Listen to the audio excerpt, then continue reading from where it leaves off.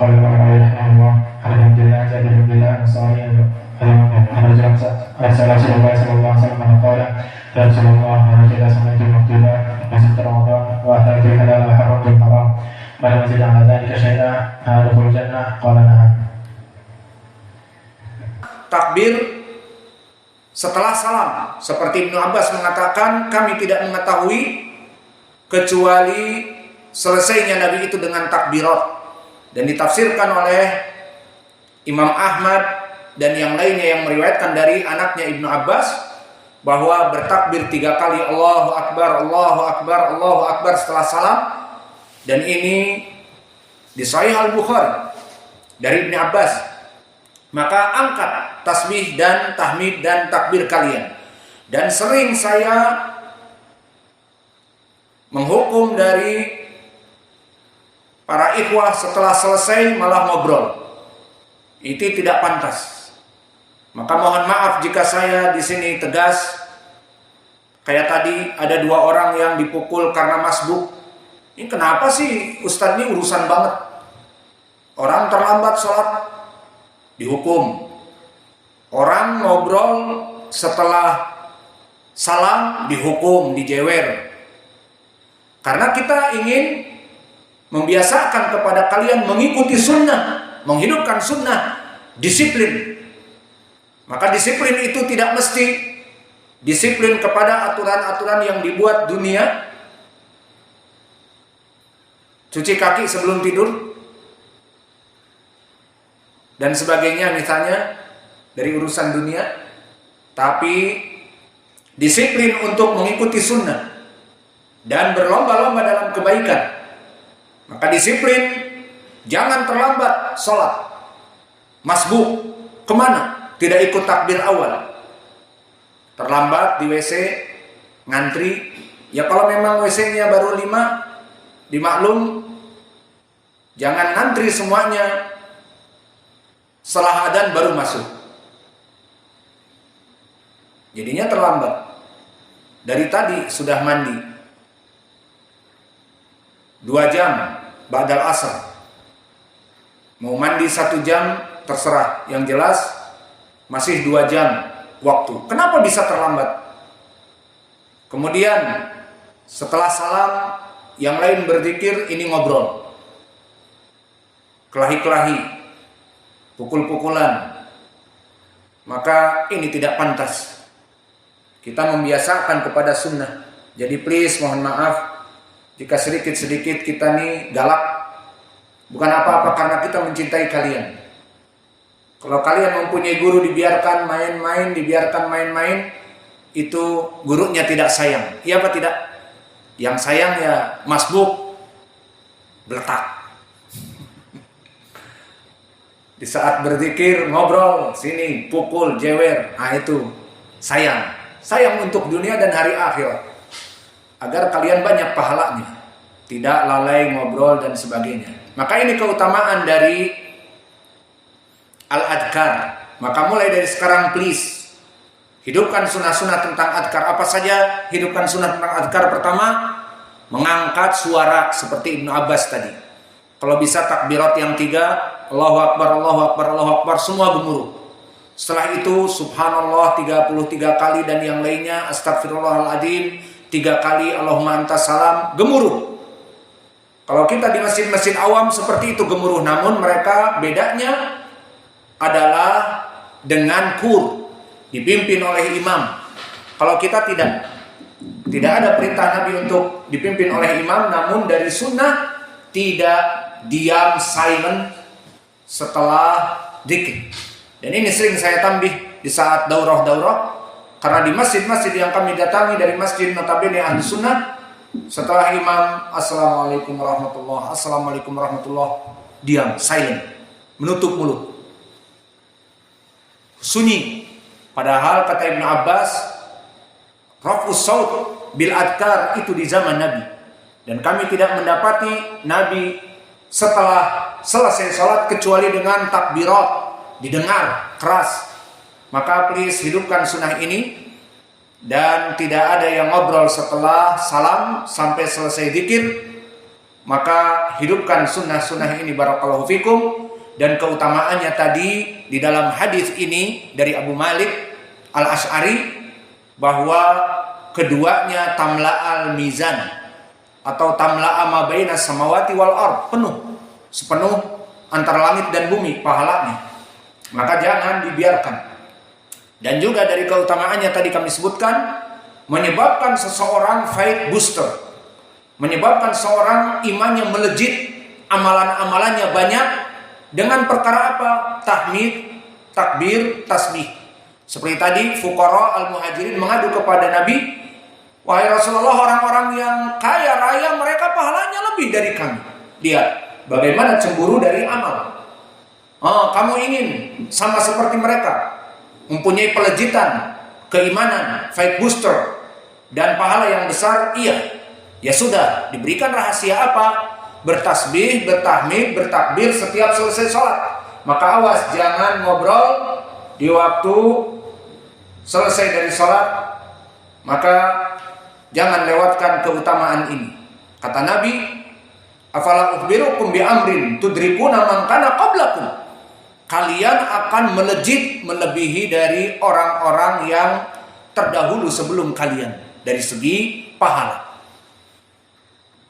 Dan begitu pun di dalam hadis ini juga menjadi pendalilan isbat al-mizan, karena disebutkan subhanallah tamla'ul mizan. Maka di sini pun maaf, dari keutamaan tasbih dan tahmid terutama tanpa disebutkan takbir, maka tasbih dan tahmid telah datang hadis yang khusus tentang keutamaannya muttafaqun alaih dari Abi Hurairah, kalimatan khafifatan 'alal lisan sakilatan fil mizan habibatan ila rahman. Apa itu? Subhanallah wa bihamdihi subhanallah al-azim. Ayo hafal. Subhanallah wa bihamdihi subhanallah al-azim. Dibaca ini, apa kata Nabi? Khafifatan fil lisan. Ringan apa tidak tadi? Subhanallah wa bihamdihi subhanallahul azim. Kemudian sakilatan fil mizan, berat dia di mizan, mizan timbangan yang akan kita bahas. Dan yang ketiga, habibatan indar rahman. Allah mencintai kalimat ini.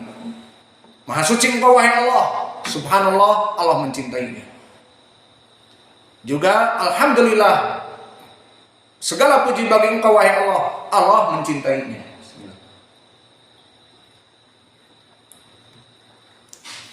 Maka inilah dari hadis yang menunjukkan subhanallah walhamdulillah ditambah Allahu akbar juga, dia itu mempunyai keutamaan yang besar.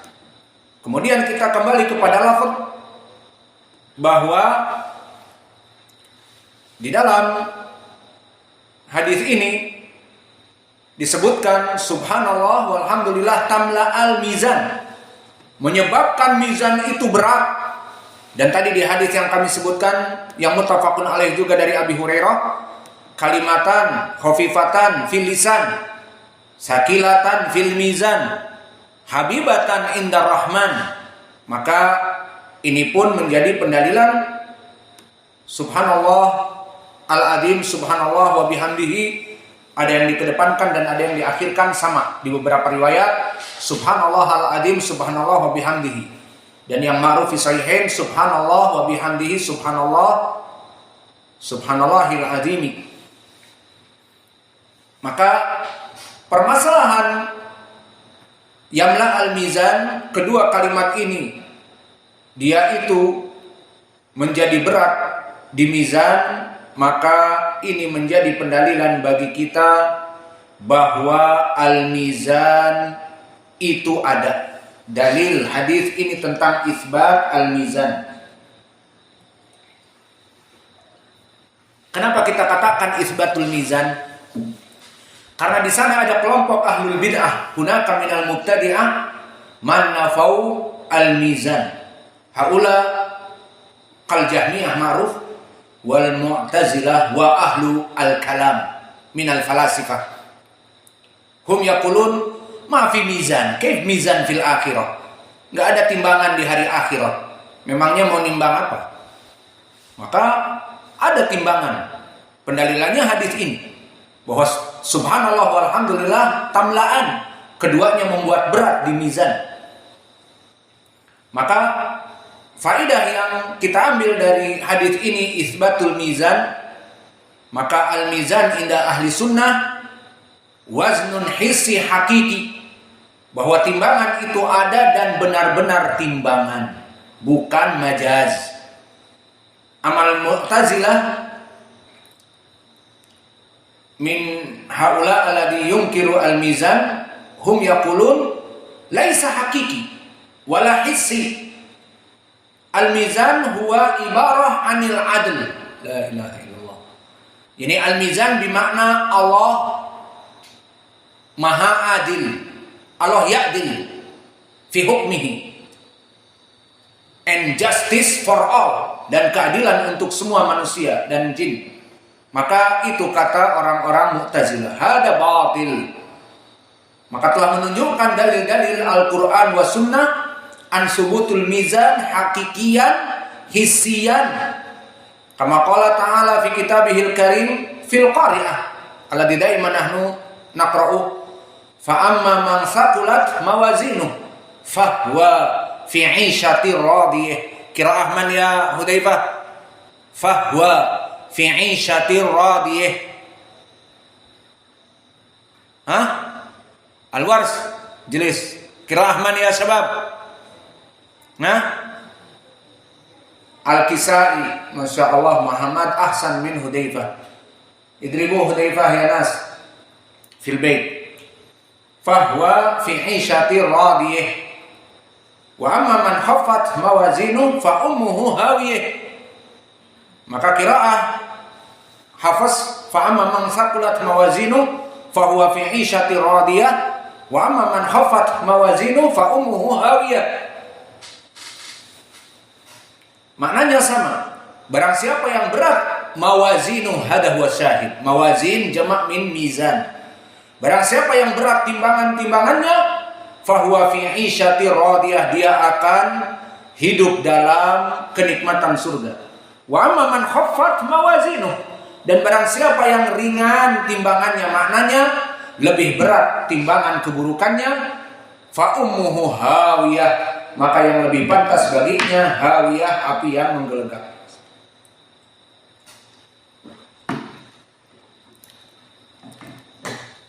Dan juga di dalam surat Al-Anbiya, wa nada'ul mawazinal qista liyaumil qiyamah fala tudlamu nafsun syai'a.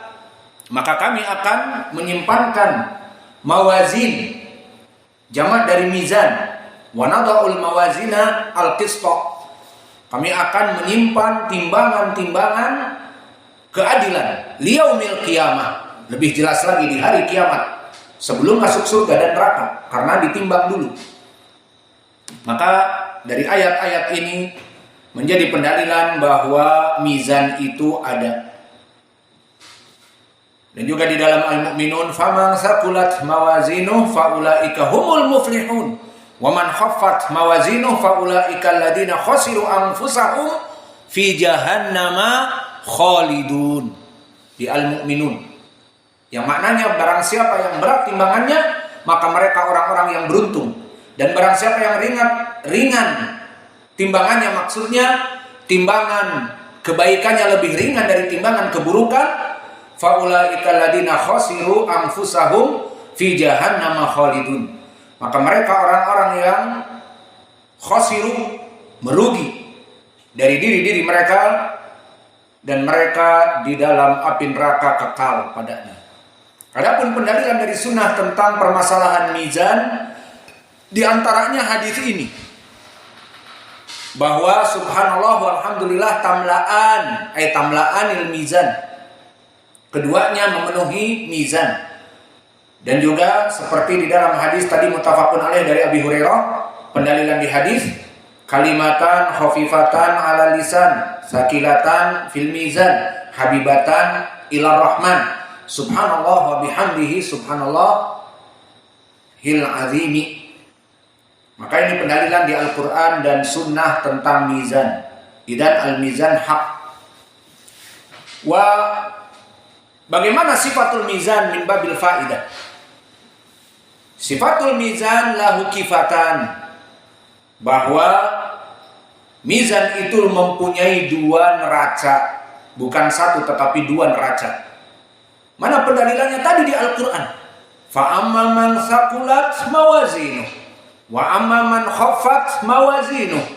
Menandakan barang siapa yang ringan amalan-amalan baiknya, maknanya amalan buruk lebih berat, itu maknanya. Amalan buruk lebih berat, amalan baik lebih ringan. Berarti ada dua, amalan buruk dan amalan baik. Wa amma man thaqulat mawazinuh wa amma man khaffat mawazinuh. Maka ada yang ringan amal baik, maksudnya lebih ringan dari amal buruk. Maka celaka orang yang amal-amal baiknya lebih ringan dari amalan-amalan buruknya. Itu maknanya. Mana dalilnya tentang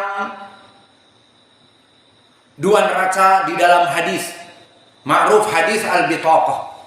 Hadis al-bitaqah, hadis yang disahihkan oleh dua imam muhaddisin, Syekh Muqbil, Syekh kami dan Syekh Al-Albani. Yang mana kisahnya, innallaha sayukhallisu rajulan min ummati yaumal qiyamah, bahwa Allah akan menjadikan orang ini di depan seluruh manusia di sidang. Maka disebutkan indahu tis'awatis'una sijilat fi kulli sijilin maddal basar. Dia mempunyai 99 gulungan tertulis keburukan, yang satu gulungan dari 99 itu jika dibentangkan maddal basar, sejauh mata memandang sampai ke titik cakrawala, tertulis keburukannya. Satu lembar gulungan jika dibuka. Bagaimana masih 98 gulungan yang lain? Maka orang ini di depan manusia dihukumi seperti itu, dibeberkan kesalahannya. Semoga Allah menjaga keburukan-keburukan kita dan mengampuni dosa-dosa kita.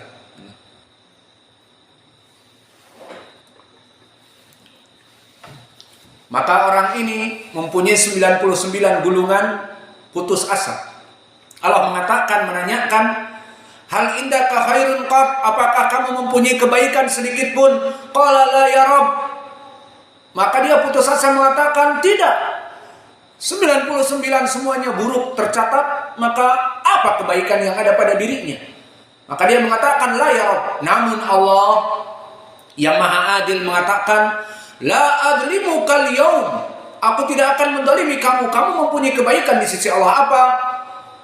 Keikhlasan yang ada pada hatinya. Maknanya orang ini dohirnya tidak kufur kepada Allah, tidak musyrik kepada Allah. Makanya dia dohirnya masih melaksanakan sholat 5 waktu, namun lahu dunub katsirah walam yatub minha tis'awatis'in sijilan. Walakin mazal huwa muwahhid. Dia masih ahlu tauhid.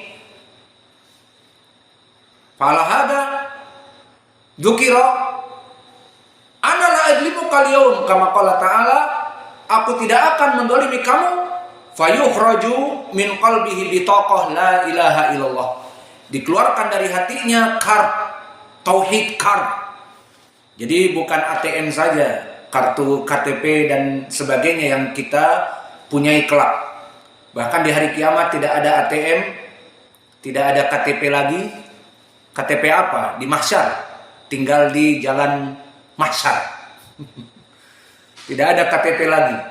Tetapi yang ada tauhid kartu la ilaha illallah sebagai amalan kita seorang muwahhid.